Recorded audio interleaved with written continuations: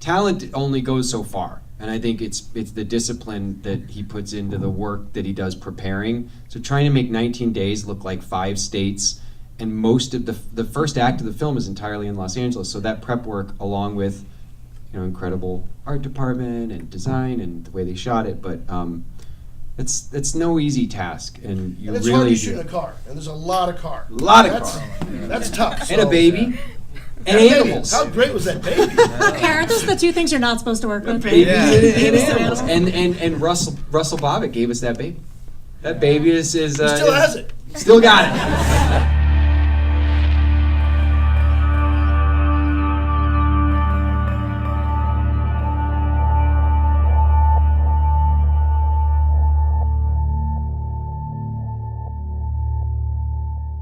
Hi, everybody. Is everybody okay? I know. Okay, we're gonna bring the energy up though. We're gonna have a little Q&A with some of the cast and creators here. We're gonna bring them on down right now. You guys ready to go? Let's do this. Oh my goodness. Star and writer David Dastmalchian. Superstar David Koechner.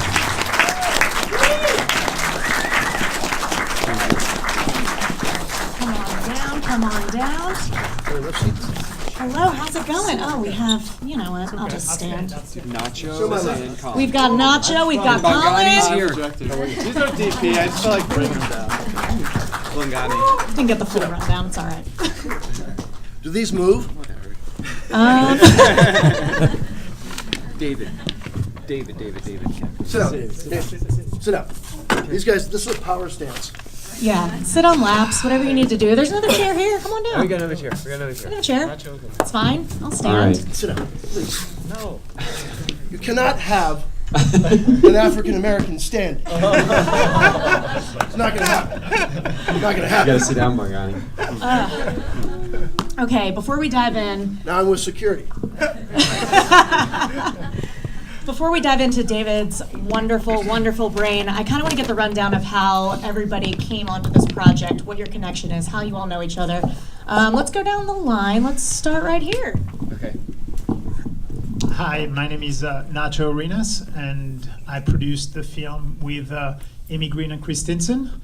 And the script was given to me by Amy and Chris when they came on early. They met Dave, and Dave let Dave tell the story. And I just was given the script when I was meeting them on another project, and I read it, fell in love with it, and to this day it's the first and only script I've ever read from page 1 to the end, and then back again a second time, because it just changed me, and it moved me, and I just wanted to embody the love story, and embody the compassion, the empathy, and the story he was telling about the forgotten ones in this country that make the DNA of this country what it is, and I was just immersed in it. I'm Collin Schiffli. I'm the director. Thank you for coming. Thank you. I just, Dave and I have very similar sensibilities with film and art and movies and storytelling, and we want to tackle heavy-handed stuff that is meaningful, and it's kind of a spiritual sequel to our first film, Animals, if anyone's familiar with that. So, but yeah, here's Dave. Okay, I got involved with it because I wrote it, and I made a bunch of people come help me make it. No, I thought about this plot for probably 15 years. It was a really simple plot about people that strike out one night and take the things that they feel they yearn the most for. For Jensen, that's security, and for financial security, and for Ruby, that's a baby and a family, and then they go on the run, and the plot just. It made sense to me. I knew how the movie worked from the beginning through the end, but I didn't write it because I didn't know why I should or would, because I always saw it kind of worked actually backwards in my mind. And then about 6 years ago, there was this just bombshell nuclear explosion within my family about some really traumatic, dark stuff that had happened in 30 years ago in the past, and it just sent me on this odyssey of questions that I didn't answer with this movie, but the questions definitely drove me to start writing, and it was you know, I'm so I have been since I was a kid obsessed with like why is life so unfair? Why do some people suffer so much? When I personally believe in a God and a creator, and I believe in the spirit, and yet I'm angry regularly by what I see in the world as this just inexcusable suffering of human beings at the hands of other human beings, at the hand of fate, whatever. So that's the big question. Obviously, we've been wrestling with that for thousands of years, and no one's answered it yet. But and then the other, just this out of abuse and out of darkness, can something other than just codependency grow? Is true love possible? And again, I didn't answer that with the film, but that sent me writing. And I was sitting next to Collin, my wonderful wife Eve, on a plane about 5 years ago. Hello. And I just started writing, and it poured out of me. That was a long answer. Get ready, because I give long answers.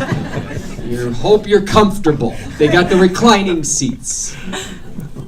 There we go. Hello.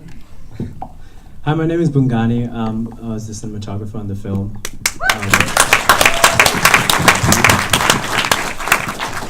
And I got involved with it through Amy and Chris, who had worked together on a previous project, and so they introduced me to Collin, and he kind of shared the story, the script, and for me, I love stories that have really compelling characters and that really get to dive in and explore different parts of America as like an immigrant. Of course, like discovering every slice of it, the coasts, and then like, you know, the Midwest is like this hidden kind of area, or kind of, you know, you don't really hear as much from there. And so for me to kind of dive into that world and go there and shoot, and Collin's vision for it, to have this kind of objective, also compassionate view, and tell this really kind of honest, heartfelt story, I think was really compelling for me.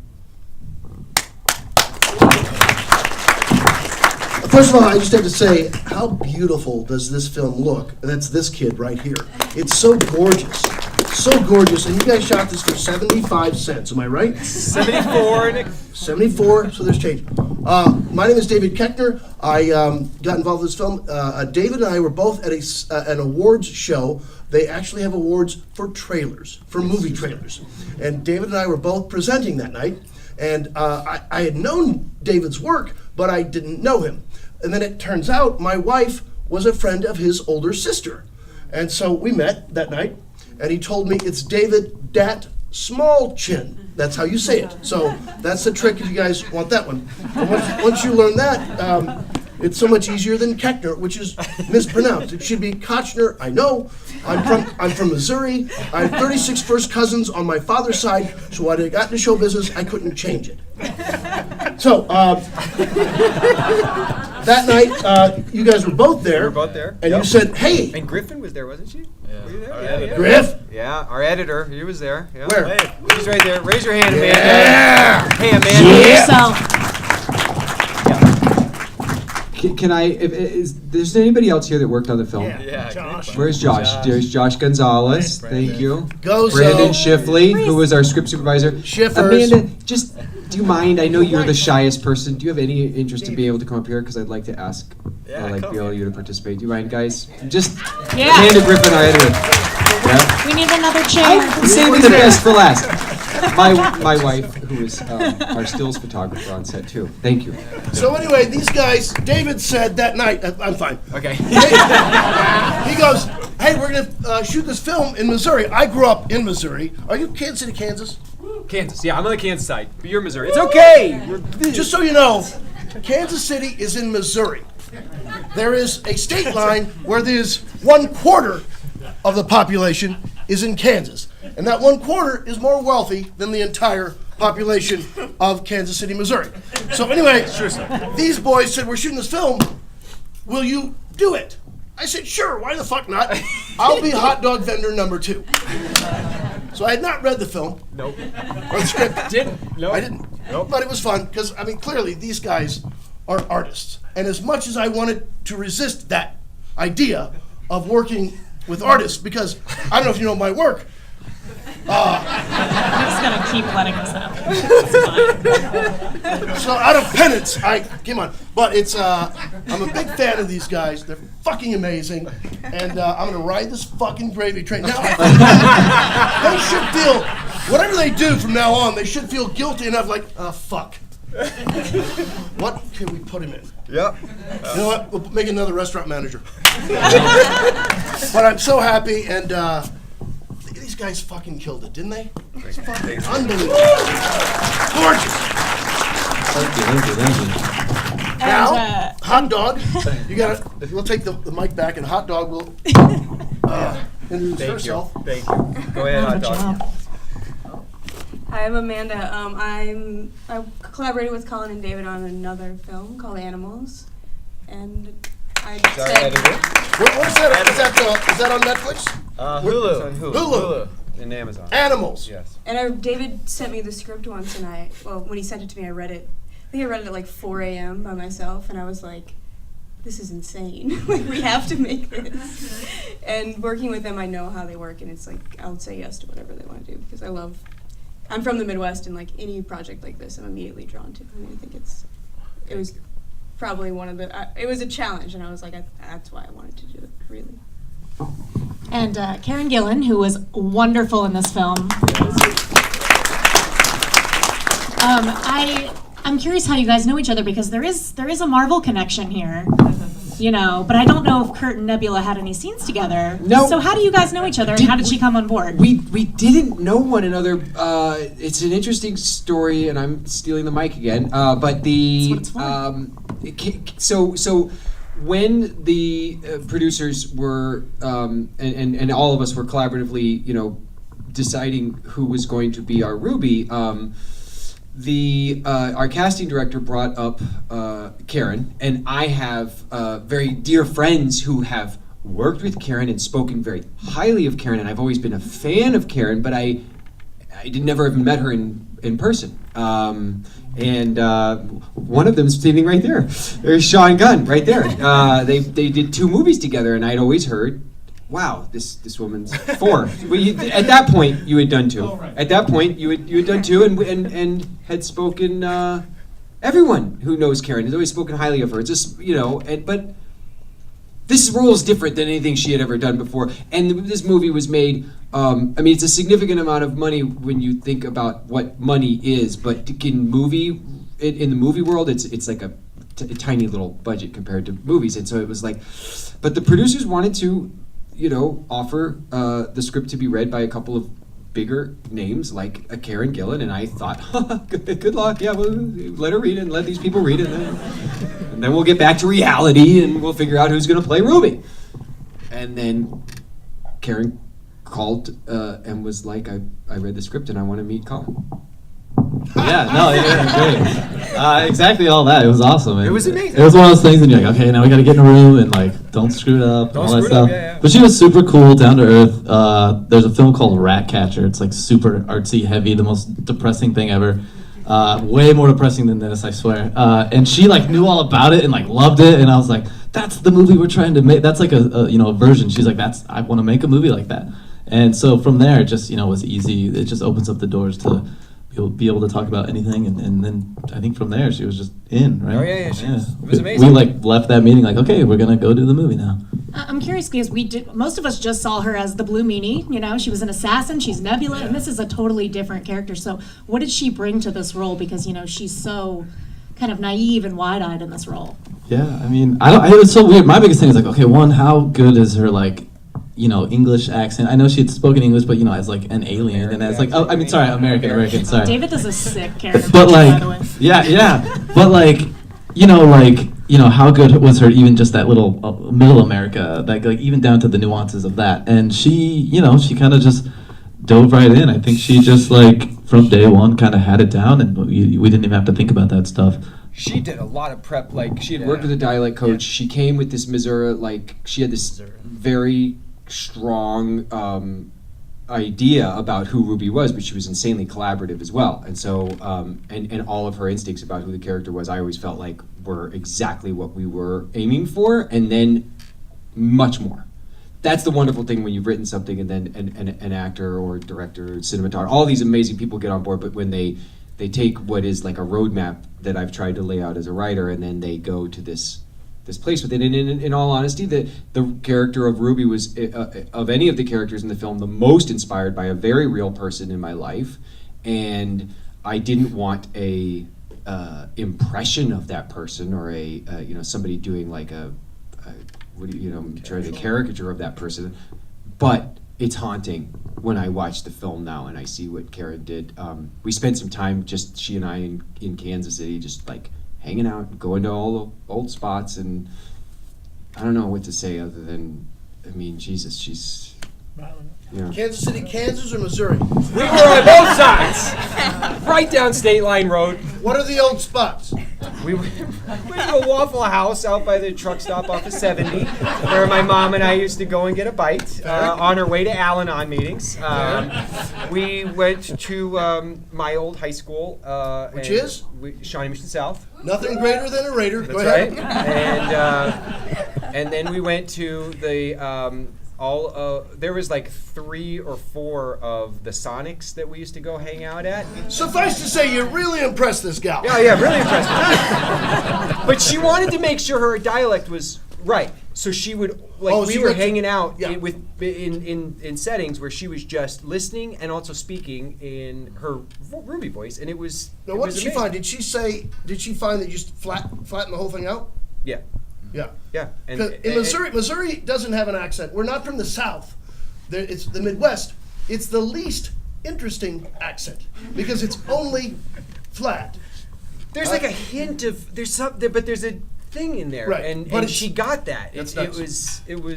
She was very sweet. Yeah. Yeah. She's the innocent, right? Absolutely. But here's the thing: what Karen did and I love this when you watch the film and seeing it on the big screen, it's so insane. She's so longing for love and connection and security and family, but there's a fucking dangerous glint in her eye from the very first time you see us in that apartment, and I am berating her for losing yet another job because she couldn't stay away from the kids. And when you see that, she's just that kind of gift. I learned so much as working with her, but I don't know how you do that. She's put that little weird, scary bit in her eye. Did she ever talk about it? Did she ever say, "I know what this girl wants"?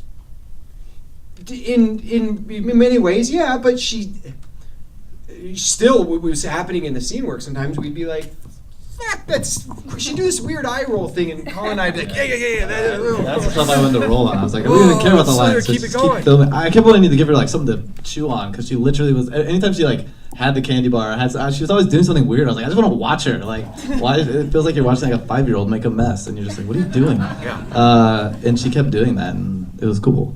But I'm going to talk all night, everybody. It's the last time I get to talk about the movie. That's the last time we're stuck. Lock the door. Now I'm curious. Go ahead. Sorry, and for me, the one thing that I wanted to point out is that when you work with an actor who just comes from a Marvel movie and from a immense budget with the trailer, with everything. I mean, I remember distinctly shooting at 5:00 in the morning, and we're by the railroads. I think we're by the railroads. That night, it was about 100 degrees with like 80% humidity, and everyone was exhausted. We're finishing the day. Was it July? It was August. I don't know if you've ever been to Missouri in August. It is. You should go. It smells bad. And she and everyone was exhausted, and she was the one who got off the chair and said, "Come on, guys, let's go. Let's pick it up. Let's, we're shooting a great movie and stuff." And she basically would pump the crew up and everyone. And when you see that coming from someone who has worked in those type of movies, and it was the same thing with Dave. It was the same thing with. It just makes you want to go the extra mile. And that, to me, you got to be thankful, and you got to be looking to work with, talent like this. Now I'm curious because this is your second film together. First film being Animals. Yeah, last one. Just kidding. That was his joke. I just had the mic. Well, I don't know if this is intentional, but I love an Easter egg. And there was a moment where the characters are pulling into a thrift store, and the shot kind of focuses on the word animals. Oh, yeah. Intentional, yes? I mean, kind of. Accidentally, intentionally. Well, we like I said, this is like a spiritual sequel to me. This is, to me, with the whole Marvel, interconnections nowadays, everything has to interconnect. In my mind, Animals is happening, that takes place in Chicago, and that's happening at the same time as this movie in some way. That's how I picture it.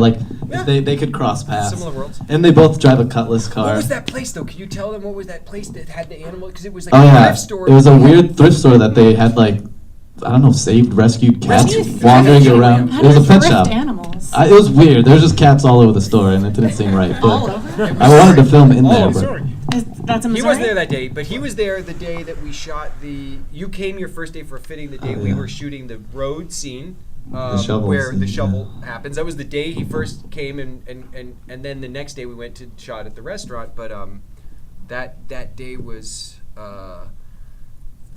Talk about like the locations and being back in Kansas City and finding places that were, I don't know.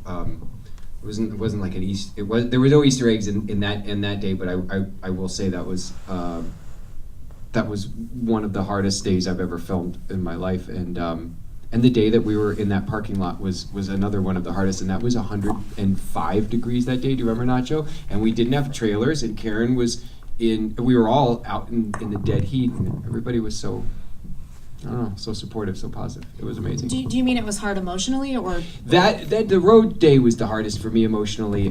This film comes from a lot of personal places, like I talked about earlier, and also when I wrote it, when I was sitting between Collin and Eve on that plane and I started typing, I had how old was Arlo then, Eve? Like 3 months. 3 months old, and so we showed up that day. I had been out of town filming, and when Collin and Amy and Chris and Nacho and Josh and the rest of this wonderful group of people had been all over Kansas City getting to know the city while I was out of town, like an a-hole. But they had found their locations, and I wasn't a part of that journey. I just came just shortly before we started filming, and then we went. And so every time I'd show up at a new location, I'd be like, oh wow, I can't believe you guys picked this place. I can't believe you picked that place.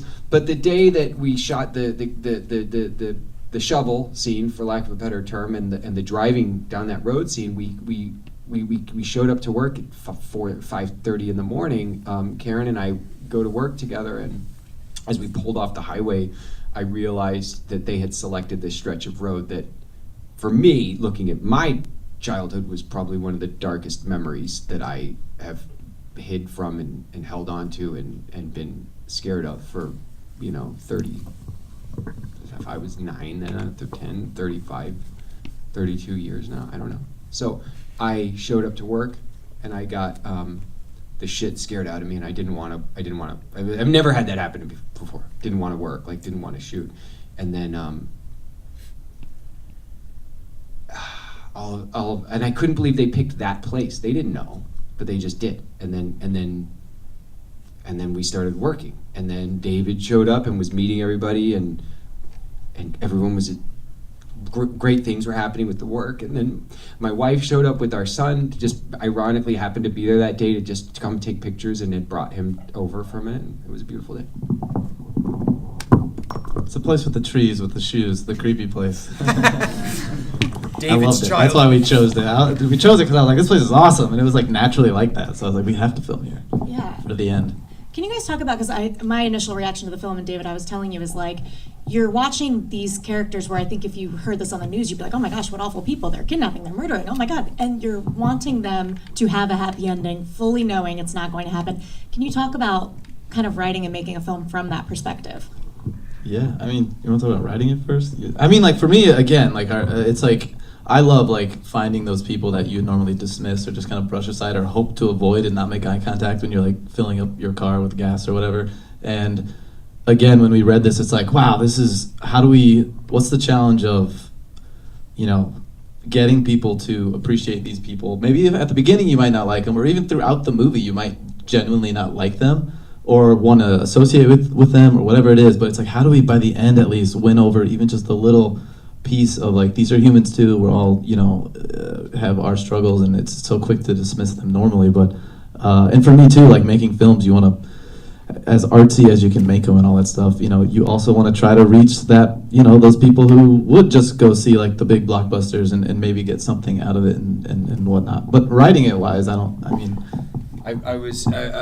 wanted, this is the wonderful thing about making films like this, independent cinema, I don't feel a sense of obligation to answer the questions that I'm going to pose, and I didn't by any means making this film. We haven't answered the big questions that I was hoping to figure out with it, but that's okay. And I don't feel an obligation to pose questions to an audience and answer it for them by the last frame. The way that I do feel if I think I was going to try and create something more commercial or maybe a different form of entertainment, and that's the only way I can really delineate between the two in my mind, other than budget, sets, whatever. I think it's a wonderful way to tell a story is to pose a question and answer it. It's a great way. This is a different kind. And so with these characters, I wanted to get as gray as we could in between them, and go into, really challenge the audience, just like people that I love who are, I don't know, I trailed off. No, I just wanted to add one thing that we had discussed. So Dave, Collin, and I sometimes would meet up and watch other movies at my house and just discuss cinematography, discuss vision, discuss everything. But one thing that we discussed, and I don't know if you remember, guys, was we didn't want to judge or pity them. No. We just wanted to be like just a witness. And that was very important, because then it would have become a different movie and the message would have been absolutely wrong. And that was that's one of the things that I'm really proud of, is that, no, this is, and you do feel, and to me, from the moment I read the script to even when I saw the first image on the screen, these are two people who basically commit crime after crime after crime, and yet Dave has written them in such a way that you pull for them constantly. You almost justify what they're doing, and you say, well, there's going to be, like you said, there's got to be a better end. There's got to be a good ending. At some point, something happens, but that's life, and that's a life of the forgotten ones. Yeah, I think your responsibility is to pose questions, and you respect your audience more when you don't answer it, because there's a lot of different answers. And I think, me personally, it's a desperate film, and I believe everyone in this room, all of us, all over the world, have at times been desperate, right? And so, there, for the grace of God, I have maybe easier answers. These people don't, and they're stuck. And so, posing the question, I think, is very important. Thanks. Yeah. I think we have a few minutes for audience questions. Does anybody have one? You can raise your hand and I will somehow get this mic to you. All right. You might have to just yell it. It's actually not that loud here. Compliment you guys, everyone, endlessly. It was amazing. Thank you. Go ahead. We can take the time for that. Thank you. And just endlessly and amazing, and I'm touched and I'm kind of floored. So that's a beautiful thing. Thank you. Thanks, Shep. The question I have is a little more kind of technical, which is how long was the script? How many pages? Because there's so much of the story in the film. There's a visual narrative that takes up a lot of space and does a lot. And I was interested in how much dialogue, like what the length of the script was. And then B, I know you shot in different places, so maybe there was some travel, but how many days did you guys shoot? Yeah, I don't remember how long the script was. 90, 88 pages? 88. It was quick. It's very lean. 88. Very lean. And we shot Lean and mean. 19 days total in Kansas City. So even though it does start in LA, we kind of did all the Kansas City stuff and had to make a few of the days look like, different, like Arizona, New Mexico, some of the stuff you can get away with doing. Even LA, actually. There's a couple sequences that we found a different part of the Kansas City town that could pass as LA, but then we came back and tagged on like one day where we somehow crammed in One day here. One day in LA, yeah, where Just we exteriors, like Dave walking around, her getting the garbage, and then we drove out when the sun was rising to the desert, like an hour and a half outside to get that kind of like, that make it look like they're just outside, a few hours outside of LA. But yeah, it was a lot of, like, we had no time, just like every movie, no one ever has any time, but especially on movies like this, it was just, we had time for like 2 or 3 takes. So Huge props to, because Collin prepares. One of the things that I love so many things about the way that Collin works, and I've been watching him work for a long time and seeing how his work has just continued to grow and expand, and his talent is immeasurable, but I love his talent only goes so far. And I think it's the discipline that he puts into the work that he does preparing. So trying to make 19 days look like 5 states, and most of the first act of the film is entirely in Los Angeles. So that prep work, along with incredible art department and design and the way they shot it, but it's no easy task, and you And it's really hard to do. shoot in a car, and there's a lot of car. Car. That's tough. And a so- baby. And That baby. animals. How great was that baby? Okay, aren't those the two things you're not supposed to work with? Right? Babies Yeah. and Babies and animals. animals. And Russell Bobbitt gave us that baby. That baby is He still has it. Still got it. It's in most of the filming, Collin planned his shots so well using a doll, and then when we had the real babies, he knew exactly where we needed to see the face of the baby, where we needed to see the body, and that's the preparation. His book it's always so inspiring to me, the way he preps and blocks everything out. We're sorry, we have any more? Sean? Yeah, I have a question for you guys. So there's a few moments in the movie, and I'll bring up a couple in particular, that are reveals that could be treated as huge reveals or smaller reveals based on how you do them. Like, one is when she takes the baby, like that could have been, we know by the time Jensen knows that it's a baby, the audience knows it's a baby. We know that she's taken it. But you could have gone the other way. It could have been, that could have been a big surprise. And the same thing at the end of the movie, I think, when we learned that they're brother and sister, that could have been treated as holy shit. But by that point, a lot of people may be like, wait, is this brother and sister or what? And I'm just curious from a creative standpoint about whether those decisions were totally organic or whether they were conscious of how to treat those reveals. From the writing Yeah, perspective, some writing, in the creation of the way I saw the narrative and the plot was always something that I had for a long time thinking about the plot. The baby reveal moment, I wanted the audience, to be feeling the tension with her on the journey to meeting with Jensen. I did want that moment for Jensen's revelation of the baby to be like, the audience sees it coming, he doesn't, so it's really on me and and that was tricky for me because I didn't know. The fascinating and wonderful thing about collaboration and about for me, where I am as a writer right now, I feel very comfortable, and it's not some being like humble thing. It's just I really feel I'm great at laying a roadmap, but I don't feel like I've written anything yet that I'm like, this is exactly how this is. Although I will argue about stuff sometimes, and so that moment in particular, in my mind, always was Jensen opens the box, looks at it, doesn't react, turns to Ruby, and punches her right in the face.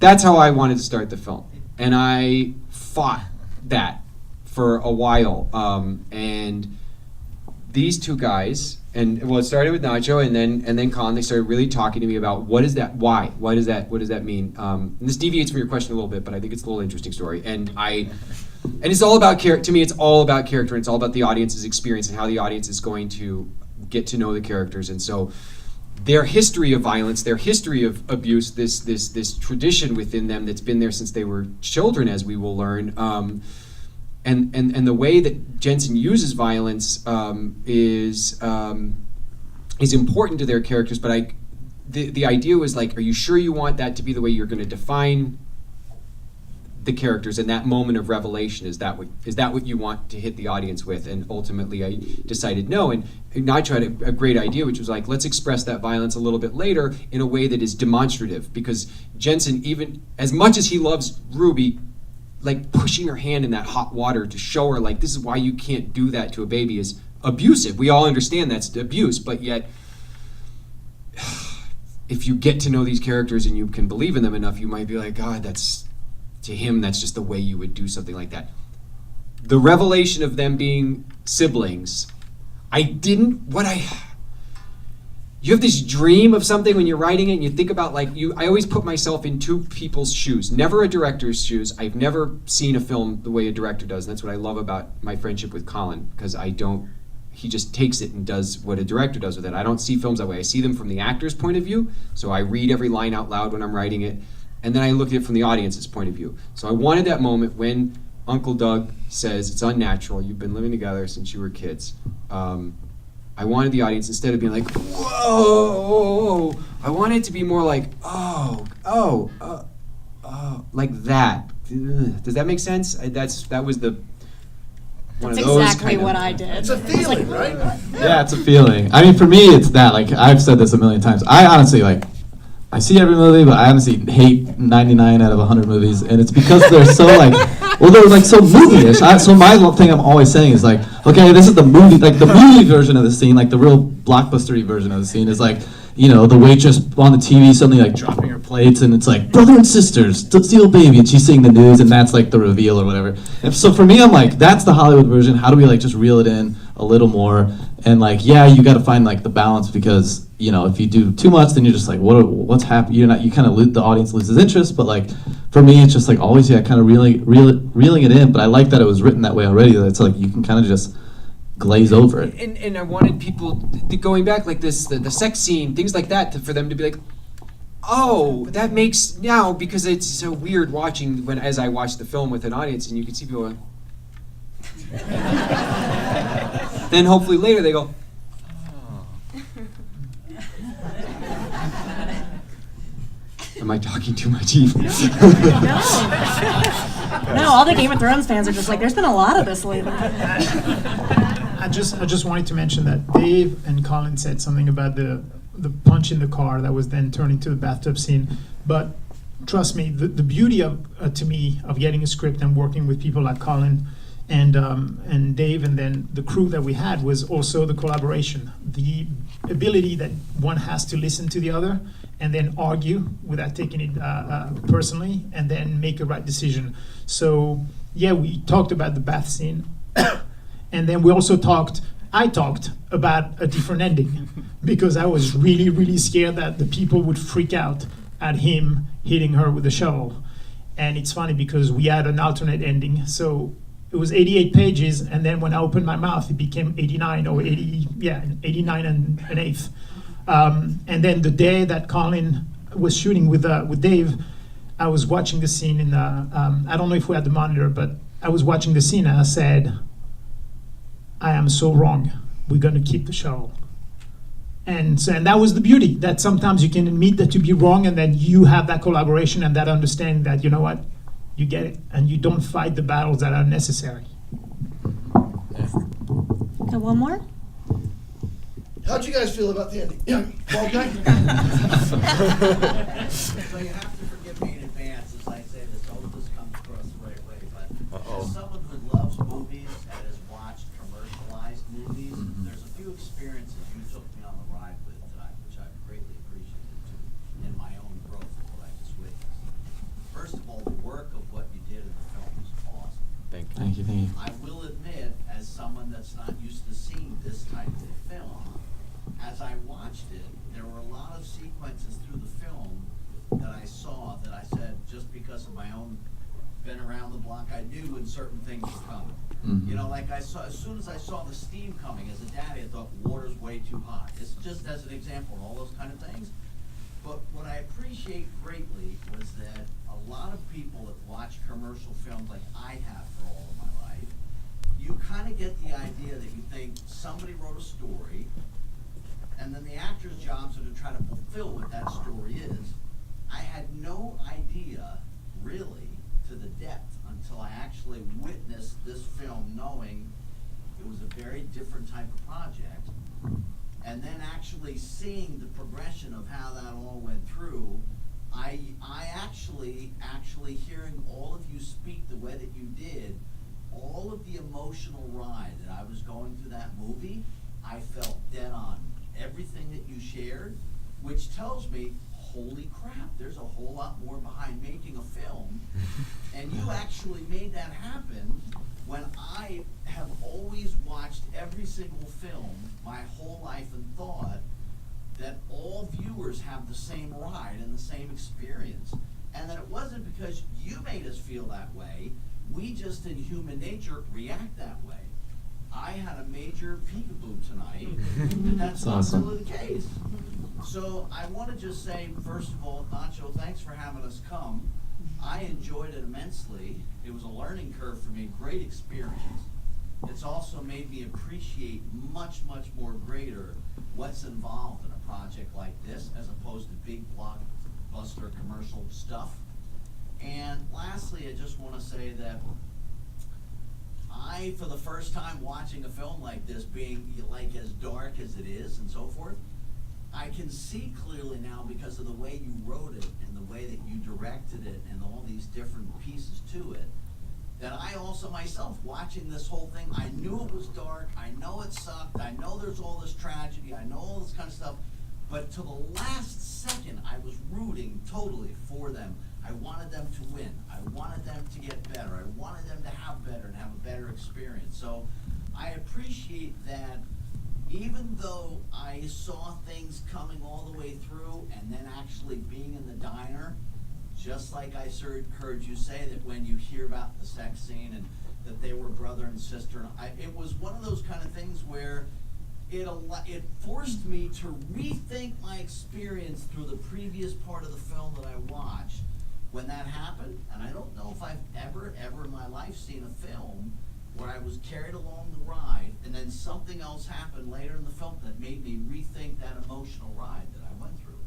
There's a real skill and a talent to that, so it gave me a better peekaboo that there's art in this, and I just want to say thank you. That's awesome. No, thank you. That's 100%. That's like a film thesis statement right there. I love it. I mean, Dave wrote it that way, and that's what made it easy to do. Well, it's true. No, it was written that way, and then like, you know, for my job, taking that and then trying to just show enough information. It's all the old filmic tricks of trying to manipulate the audience and misdirect on purpose. What? Yeah, it's all magic. It's a magic trick. So like you want to show a little and be like, wait, is that how they did that? And then, you know what I mean, just enough. And even on movies like this, it's like, yeah, how can you, just reveal enough information like the steam in the bathtub or whatever and make you think like, oh, this is going to happen and oh, it doesn't happen. But, all these little steps, I think that's what's fun to kind of, you're creating an emotion and projecting it and hoping that you guys do react, but it is a different experience for each person, I think. But yeah. Thank you. Yeah, thank you. That's awesome. Yeah, thank you guys so much. All creatures here below currently. Thanks, everyone. Tell your friends it's on demand. Yeah, on demand. Cities. Thank you guys. This is the last thing that we're doing as a company, so I really appreciate it. Thank you, Nacho. Thank you, everyone who's here worked on the film. Thank you guys, so many of my friends, and you guys are my family. Thank you for being here and supporting me and us. And Ash, thanks for hosting this Q&A. I got you a little thank you for doing this. Let's see. There's a porg with a baby and a porg with a shovel. Ash is a very big Star Wars fan. This is very sweet. Thank you. Thanks, Thank you you guys. guys so much. Thank you.